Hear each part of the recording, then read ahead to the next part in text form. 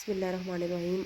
अस्सलाम वालेकुम। आज हम एक्सरसाइज 10.1 का क्वेश्चन नंबर 13 करेंगे, जो बहुत ही इंपॉर्टेंट क्वेश्चन है, बहुत इंपॉर्टेंट क्वेश्चन है। पास पेपर में आया हुआ है। क्वेश्चन है आर का cube cos square theta D R D theta है। डबल इंटीग्रल फाइंड करना है और पास पेपर में बहुत ज़्यादा ये क्वेश्चन आ रहा है। बीएससी के लिए, बीएस के, एडीपी के लिए ये क्वेश्चन बहुत इंपॉर्टेंट है। सबसे पहले आप लोगों ने जो है ना आर के लिहाज से इंटीग्रेट करना है। तो आर हमारे पास एक ही फंक्शन है, तो आर को ये बाहर निकाल देंगे। थीटा के लिहाज से इंटीग्रेट होता है, इसको हम बाहर कर देंगे। आर के लिहाज से करेंगे तो ये आर की 4 डिवाइडेड बाई 4 बन जाएगा। और आर की जो है ना लिमिट्स क्या, 1 माइनस कॉज और थीटा है। 1 माइनस कॉज और ये 0 है, सॉरी, डी थीटा। अब इसके अंदर हम लोग इसकी वैल्यू पुट करते हैं। 1 ओवर कॉस बाहर आ गया। अब इसकी जगह हम लोग इसकी वैल्यू, आर की जगह हम लोग उसकी वैल्यू पुट करते हैं। 1 माइनस कॉस इसकी जगह पुट हो गया। ये कॉस स्क्वायर और ये 4 जो है ना, ये कांस्टेंट थे, हम लोगों ने यहाँ से बाहर निकाल दिए। ठीक है। अब देखिए हम लोगों ने 1 माइनस कॉस की पावर 4 आ गई, इसके ऊपर पावर लोअर लिमिट पुट करने का फ़ायदा नहीं, क्योंकि वो ज़ीरो ही है। तेरी बात है, 0 की पावर 4 अगर होगी तो ज़ीरो ही है ना। तो ये सिंप्लीफाई हो गई, ये चीज़ बन गई। अब हम लोगों ने क्या करना है कि 1 माइनस कॉस की पावर 4 को हमने 2 टाइम इस तरीके से लिख सकते हैं ना, 1 माइनस कॉस का स्क्वायर और 1 माइनस कॉस का स्क्वायर डी थीटा। और कॉस स्क्वायर जो साथ चल रहा था वैसे इसे 1/4 को हम लोगों ने इंटीग्रेशन से बाहर रख लिया है। ठीक है, कॉन्स्टेंट था, बाहर रख लिया है। अब हमें पता है कि हमने क्या करना है कि 1 माइनस कॉस और 1 माइनस कॉस को हम लोग किस तरह सॉल्व कर सकते हैं। इसको हम लोगों ने a square plus b square minus 2ab का फार्मूला यहाँ भी ओपन कर सकते हैं और यहाँ भी ओपन कर सकते हैं। तो वही फार्मूलाज मैंने ओपन किए और उन दोनों फार्मूलाज को जो ओपन करके आंसर आए थे उन दोनों को मैंने मल्टीप्लाई करवा दिया। मल्टीप्लाई करवाने के बाद मेरे पास ये इक्वेशन बन चुकी है डी थीटा। और कॉस स्क्वायर तो एज इट इज़ बाहर चल रहा था।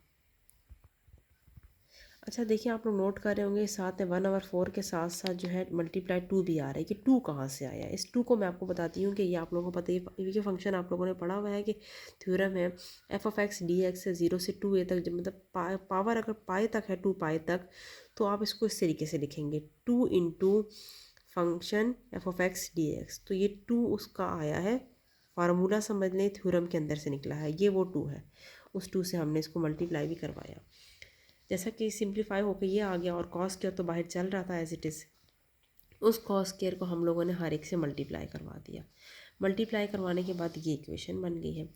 अब हमने क्या करना है कि जो 1/2 है, हर एक के साथ हर एक को मतलब अलग अलग इंटीग्रल की फॉर्म में लिख देना। 1/2 cos square theta D theta अलग कर लेंगे और ये 4 के डिवाइडेड बाई 2 अलग करके लिख लेंगे। 6 डिवाइडेड बाई 2 अलग करके ये फंक्शन लिख लेंगे। इसी तरह से 4 डिवाइडेड बाई 2 ये फंक्शन अलग करके 5 वाला लिख लेंगे। 6 वाले फंक्शन को 1/2 करके ये अलग करके लिख लिया है। ये फंक्शन इस तरह से मैंने लिख लिए हैं। अब मैं आपको बताती हूँ यहाँ एक छोटा सा फार्मूला आप लोग याद रखना कि पावर जब इवन हो और जब ऑड हो तब क्या करना है। इवन का तो मसला नहीं है, जब अगर ऑड आ जाए, देखें अभी हमारे पास क्योंकि ऑड पावर्स आ रही हैं, ठीक है, तो उसके लिए हमें ये वाला फार्मूला याद रखना है कि जब 0 से π/2 cos n x dx हमारे पास n मतलब जब हमारे पास पावर इवन या ऑड आ रही हो। क्योंकि अभी हमारे पास पावर इवन आ रही हैं और ऑड आ रही हैं। इवन के लिए क्या करेंगे और ऑड के लिए क्या करेंगे। इवन के लिए आपने फार्मूला लगाना है n-1 divided by n, n-3 divided by n-2, n-5 divided by n-4 up to 2/3 n times तक चलता रहेगा। ये ऑड के लिए है हमारे पास। ये मैं आपको दोबारा बता देती हूँ। इस पावर ऑफ x अगर हमारे पास, देखिए मैंने लिखी अलग से लिखा है, आपको बता दूँ ताकि आप लोग कंफ्यूज ना हो। अगर हमारे पास कॉस की पावर जो है ना, कॉस की पावर इवन आ रही हो या ऑड आ रही हो, जब हमारे पास ऑड आ रही होगी तो ये फार्मूला ओपन होगा। जब हमारे पास कॉस की पावर इवन आ रही होगी तो हमारे पास n-1 इस तरीके से फार्मूला ओपन होगा। इसको n-0 भी कर सकते हैं, नीचे वाले को हम लोग, ठीक है, n-0 भी कर सकते हैं, यहाँ पर भी n-0 भी, ठीक है। इस तरीके से π/2 पे एंड हो जाएगी।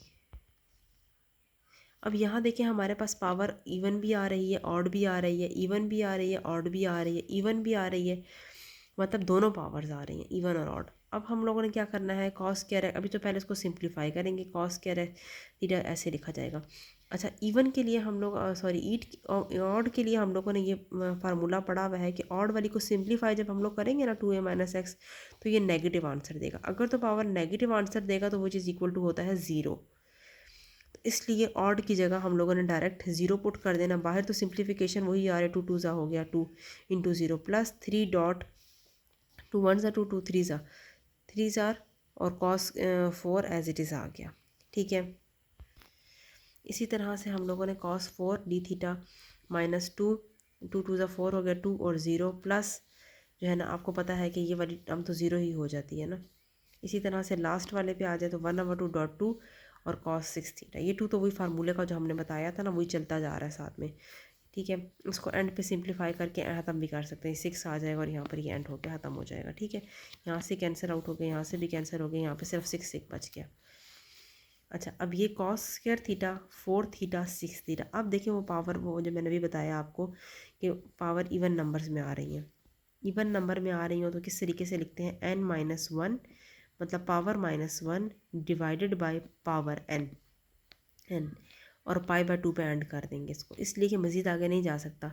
अगर हम 2 -3 करें तो -1 डिवाइडेड बाय 2 आंसर इसका आएगा, तो हमें ऊपर नेगेटिव नहीं चाहिए नोमिनेटर में, इसलिए हम पाई/2 पे ऐड कर देंगे। इसी तरीके से 6 जाएगा 4 -1 और इसी तरह से 4 -0 4 -3 4 -2 पाई/2। इसी तरीके से 6 -1 6 -3 6 -5 तक जाएगा। ठीक है, पाई/2 पे इसको एंड कर दिया। अब इसको सिंप्लीफाई करेंगे, सिंप्लीफाई करके हमारे पास इस तरीके से ये आना शुरू हो जाएगा। अब देखिए सब में पाई/2 था तो पाई/2 को हमने कॉमन ले लिया, अंदर वालों को हमने 1/2 ये ऐड हो गया, यहाँ से ये 9/4 बन गया, यहाँ से 15 इस वाले को सॉल्व किया तो 15/48 बन गया। जो कैंसिल आउट हो रहा है उसको कैंसिल बेशक कर सकते हैं आप लोग, जैसे अब यहाँ पर देखें 3 2 से कैंसिल हो गया, 3 2 6 बन गया। ठीक है, अब यहाँ से क्या कैंसिल हो रहा है, 2 1 2 2 3 बन गया। इस तरीके से जो कैंसिल हो रहा है इसको आप खुद कर सकते हैं, डायरेक्ट कैलकुलेटर पे करें, बस इनका एलसीएम ले तो ये आंसर आ जाएगा 49/32। एक दफ़ा ओवरव्यू कर लें, फार्मूलाज भी नोट डाउन कर लें, 2 फार्मूलाज यहाँ ओपन होते हैं। ठीक है, सबसे पहले तो हम लोगों ने आर को तो इंटीग्रेट कर लिया। ठीक है, अब रहेगी ये बात, अब 1 माइनस कॉस को हम 2 दफ़ा इस तरीके से लिख सकते हैं और यहाँ हम लोग फार्मूला ओपन कर लेंगे। फार्मूला ओपन किया, दोनों फार्मूलाज को मल्टीप्लाई आपस में किया जो आंसर आए थे, फिर उसको बाहर वाले कॉस से किया तो 1/4 के साथ यहाँ पर 2 हम लोगों ने ऐड किया, क्योंकि ये फार्मूला यहाँ पर ओपन होता है 2 पाई, अगर लिमिट 0 से 2 पाई तक है तो f(x) = 2 शुरू में ऐड होगा, वो 2 जो है ना इस तरीके से आएगा। ठीक है, अब जो है ना अंदर इसको सिंप्लीफाई किया तो ये बन गया। अब यहाँ से हम लोगों ने हर एक बार इंटीग्रल अलग अलग लगाया। ठीक है, इंटीग्रल अलग अलग लगाने के बाद हम लोग के पास ये आ गई। अब हमने देखा है कि जहाँ अगर हमारे पास ऑड नंबर में पावर आ रही है ना, ऑड नंबर वाली, तो वो हमें पता है कि नेगेटिव आंसर देती है। नेगेटिव आंसर देने की वजह से वो = 0 हो जाएगा, तो हम लोगों ने डायरेक्ट ऑड नंबर वाले पे 0 पुट कर देना है, तो उसका मतलब है वो फिनिश आउट हो जाएंगे। 2 4 और 6 ही रह जाएगा, 2 4 और 6 वाली पावर्स रह जाएंगी। उसको हम लोगों ने 1/2 जो बाहर चल रहा था और जो फार्मूले का 2 साथ चल रहा था वो एज इट इज़ चलता रहा है। ठीक है, इस तरीके से ये लिख देंगे। अब हमें पता है इवन के लिए फार्मूला क्या होता है, वो फार्मूला हम लोगों ने यहाँ पर अप्लाई कर देना। वो फार्मूला यही था, मैंने आपको बताया, n-1 divided by n-0 n-3 divided by n-2 n-6, इस तरीके से फार्मूला पाई/2 पे एंड हो जाना है। और इसको सिंप्लीफाई किया तो ये आ गया। एक दफ़ा मैं फार्मूला भी आपको दिखा देती हूँ, वो भी नोट डाउन कर लें बेशक। ये फार्मूला है, अगर कॉस की पावर अगर ऑड आ रही है तो ये वाला फार्मूला है, अगर पावर इवन आ रही है तो ये वाला फार्मूला है। जो भी हम लोगों ने यूज़ किया वो ये वाला फार्मूला है। थैंक यू, अल्लाह हाफिज़।